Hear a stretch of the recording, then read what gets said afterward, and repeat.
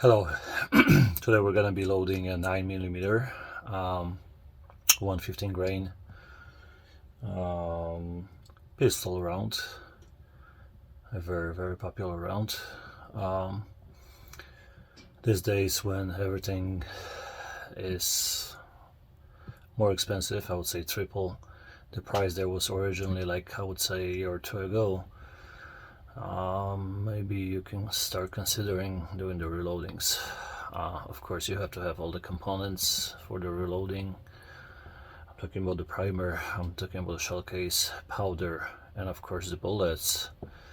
But once you gather all of those together, it will still be cheaper 3 times versus this what you have right now on the market for the shell case. I'm gonna show quickly how I get everything prepared here, how I do this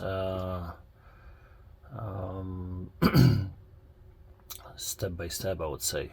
If I forget about anything, I can do some comments down below later on. But definitely we would need to have shell case. We can gather those shell cases from those that you already shot one time, pick them up at the range, collect them to the back like me doing so, and then reuse them. Of course you would need to wash them, use the solvent, maybe cleaner to clean them, then later a tumbler to to polish them a bit, just to have them looking very nice and smooth. Last step, talking about the cleaning after washing, polishing, would be to use something to clean the pockets, to make sure the pockets are gonna get cleaned. So here's a clean pocket. I believe it will look nice. Okay, and once you have all the components, you can start reloading. I'm using a Lee press right here. That's a turret press. So basically the turret press is doing all those steps pretty much within one circle of the turret. So I'm gonna show how, I would say quickly. Of course there are the speed type of machines that are reloading hundreds of rounds within an hour. This one lets me do, I would say, 100 rounds within half an hour, but it's still pretty good. I'm not doing this step by step separately. I'm using the turret press to go with that circle of first of all resizing this back to factory specs, priming this, loading with the powder, sealing the bullet, and this one additionally is doing the crimping of this, of the shell case. Many of you don't do any crimpings, I understand that part, but since I have it here, there is no problem whatsoever for me to add that additional step and be on the safe side as far as loading the shell case later on to a specific type of handguns that might have a problem with fitting. So let's start. I'll show you how it works. So here I have some bullets already prepared. Here I have some shell cases already cleaned, I would say. Here are the shell cases cleaned and tumbled. I'm using 115 grain. What is it? Bullet. Let's see the specs here. Max velocity at 1250. As far as I know, looking at my recipe here, I'm gonna be only loading this powder maximum for the Luger 5.1 grain, and it exactly loads this powder for me with 5.1 grain. I'm using a disc here. A disc is, I believe, number 49 for this. 49 Lee press, and so basically Lee press allows you to load the powder automatically through this disc system, through the charging die here, and then of course it has to be lined up. Right now, right here would be the moment where the shell case here would be loaded, would be loaded with the powder. Of course, I'm gonna go and show it how it goes, but I need to position the camera somehow in order for you to see this proper way. For those that are not cleaned as far as the pockets, like let's say this might be a bit, what I use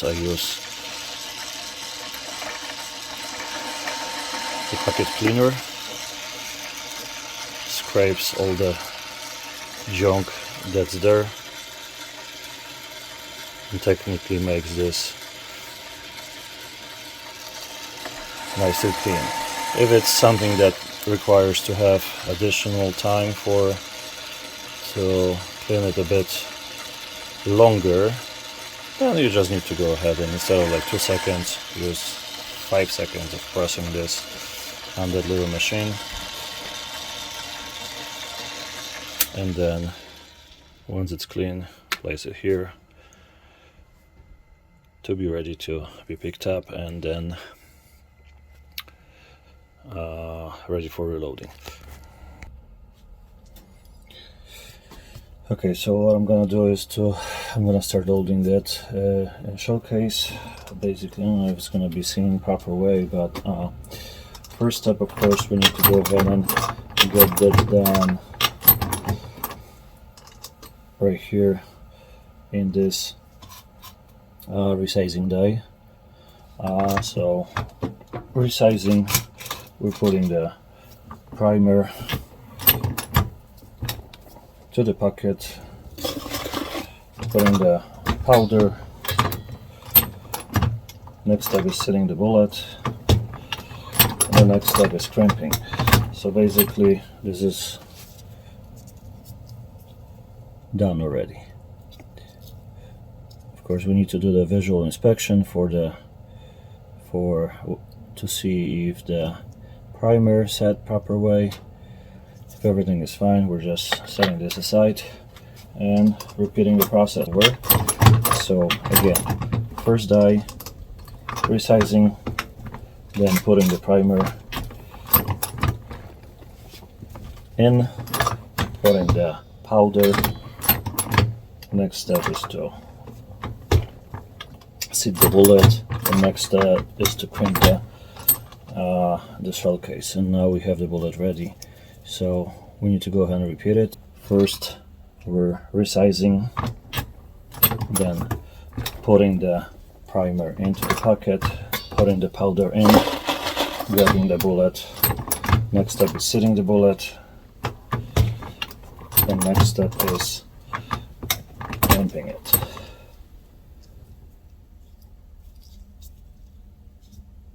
Visual inspection. If everything looks perfect, we're setting this we're putting this to the container. And one more time, resizing, priming, putting the powder in, putting the bullet in,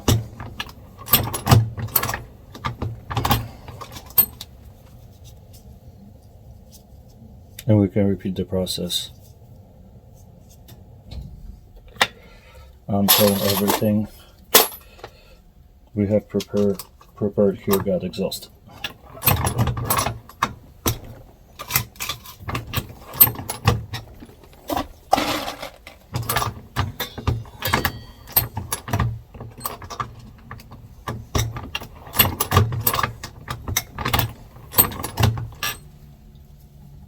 And that's how it's done, technically step by step.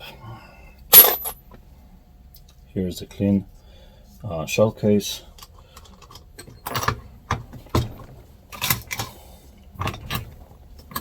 If for some reason the primer didn't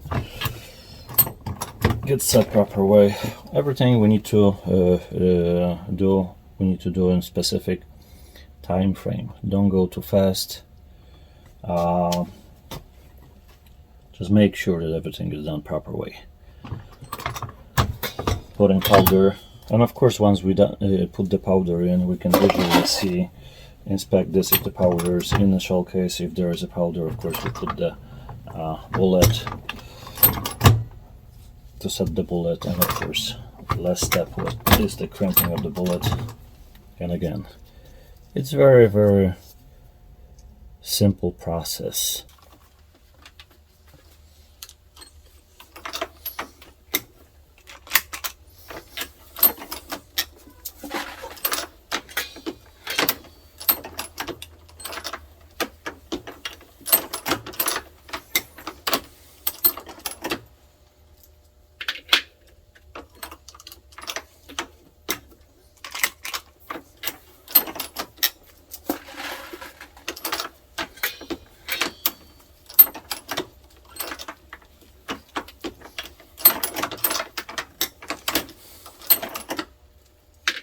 So these days, instead of paying, I remember paying for the set of $59 for CCI's laser, I believe it's called. Very, very good round for variety of my guns.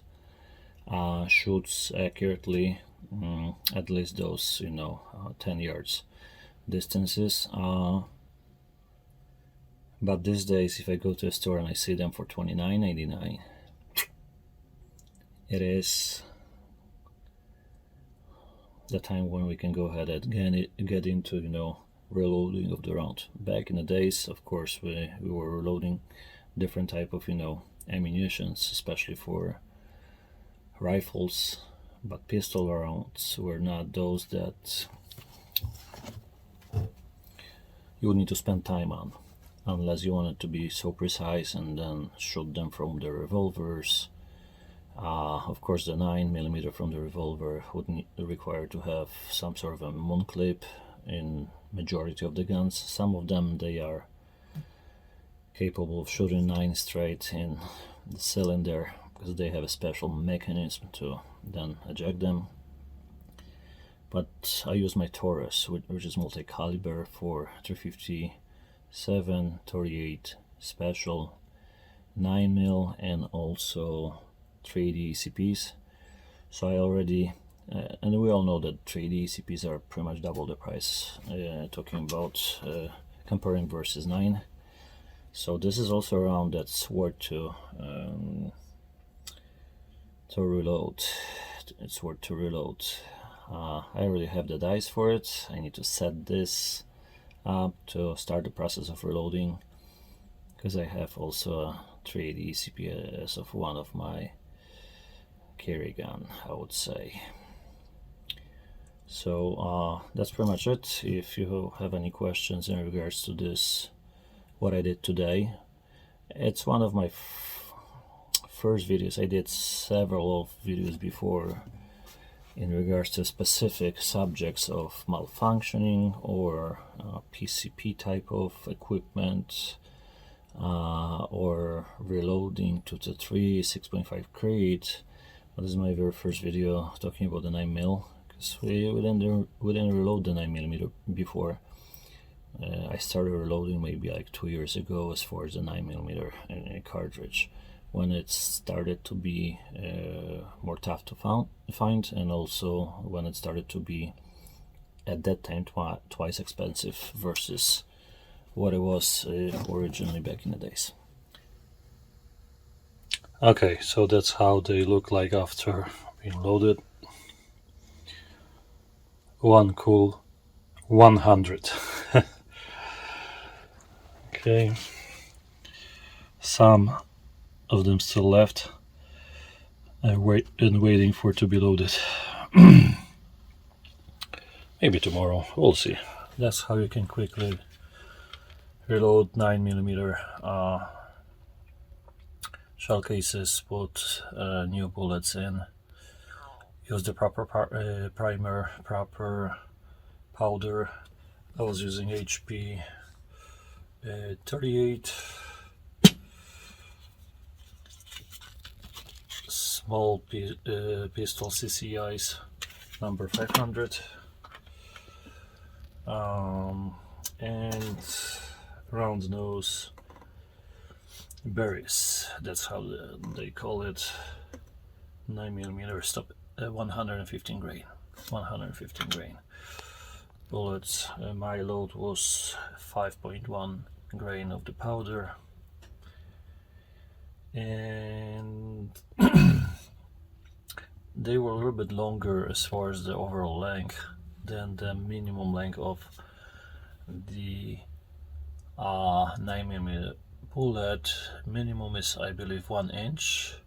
Mine were 1.150 some when I was doing the measurements, but already verified whether they can load to my magazines, and already verified if there's any problem to load them